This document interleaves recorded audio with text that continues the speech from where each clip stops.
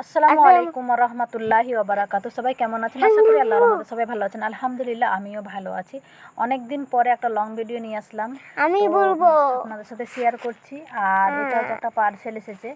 তো এই পার্সেলটাতে একটা ব্রেসলেট আছে। তো খুললে দেখতে পাবেন, ভিডিওটা শেষ পর্যন্ত দেখবেন। আর আমাদের চ্যানেলটা সত্যি অনেক ডাউন হয়ে গেছে, ঠিকভাবে ভিডিও দিতে পারছি না, ভয়েসও দিতে পারছি না।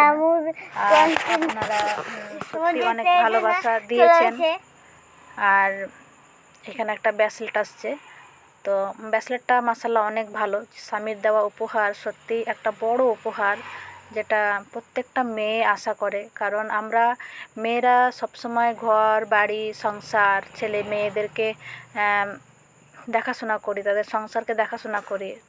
আমাদের স্বামীও আমাদের জন্য বাইরে থাকে, কিন্তু আমরাও তাদের জন্য তাদের সংসারকে সাজিয়ে রাখি। কিন্তু তার পাশাপাশি যখন আমরা ছোট্ট উপহার পাই স্বামীর কাছ থেকে, তখন কিন্তু সত্যি একটা আলাদা অনুভূতি আসে।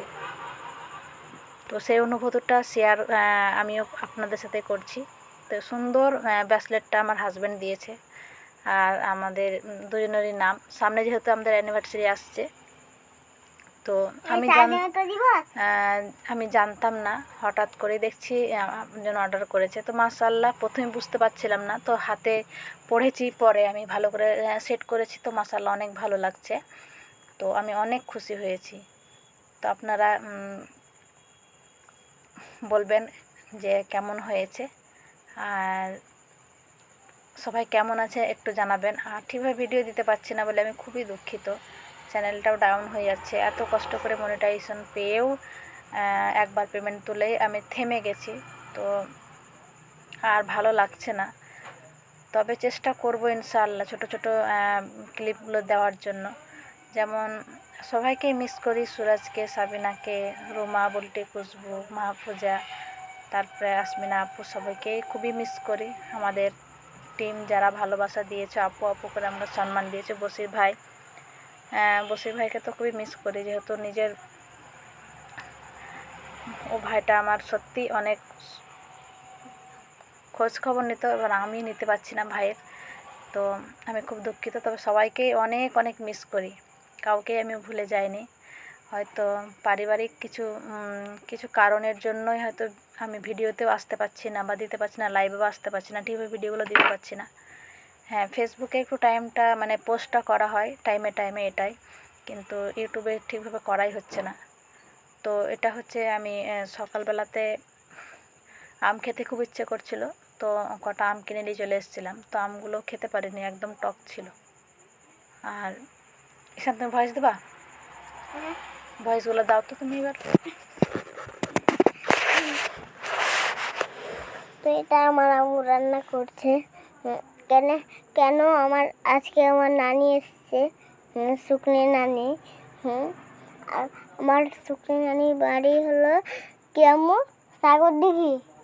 হ্যাঁ, আর ওর দেশে একটা ভাষাও আছে, দুটা আমি জানি না। এগুলো কোথায় পেয়েছো? এড়িয়ে গেলাম। হ্যাঁ, আমাদের পুকুরে বীজ দিয়ে দিয়েছিল, কিছু মাছ মরে গেছিলো, আর অনেকগুলো মাছ বেঁচেছিল, যে জাল দিয়ে ধরছিল। দিয়ে আমি আর আমার পাপা গেছিলাম। বলতে হইতে কেন, তুই কি যেটা বলবি সেটাই বলবি। পাপা পানিতে নেমেছিল। হ্যাঁ, এটা আমার শুকনো নানি, আর আমি দেখছিলাম মাছ ধরা আমার পাপার, আর আমি ডাঙায় ছিলাম। আর এটা আমার বিটির বাড়ি যাচ্ছি। আর হ্যাঁ, আমার পাপা পেছন করে দেখছে, তা আমি নাই। আর একটু আগে আমি কাকের কামড় খেয়েছিলাম যেতে যেতে। আর এটা হলো আমার স্কুল, আর স্কুলের নাম হলো কুমোরপাড়া। হ্যাঁ, এটা জঙ্গল, তাহলে কি আমাকে যেতে দেয় না। আর স্কুলে আমি বেশিরভাগ যেতে ভাল লাগে না, কেন ছেলেধরা মেলে দেওয়া থাকে না, জঙ্গল মঙ্গল। আর এটা হলো হ্যাঁ আমার একটা বন্ধু বাড়ি, পেয়ারা ছিল। আর এটা আমার হ্যাঁ আরেকটা স্কুল অন্য। হ্যাঁ, আর যেখানে আমাদের পুকুরে, এটা আমাদের না, হ্যাঁ আমার একটা বন্ধু আছে তাদের পুকুর। আর ওই দেখতে পাচ্ছেন জাল দিয়ে মাছ ধরা হয়েছে, দিয়ে কিছু মাছ এবার হারিয়ে দিয়ে ধরছে। আর গেল হলো আমাদের স্কুলের নতুন ম্যাম, আর এটা কিসের ফলের গাছ সেটা তো আমিও জানি না।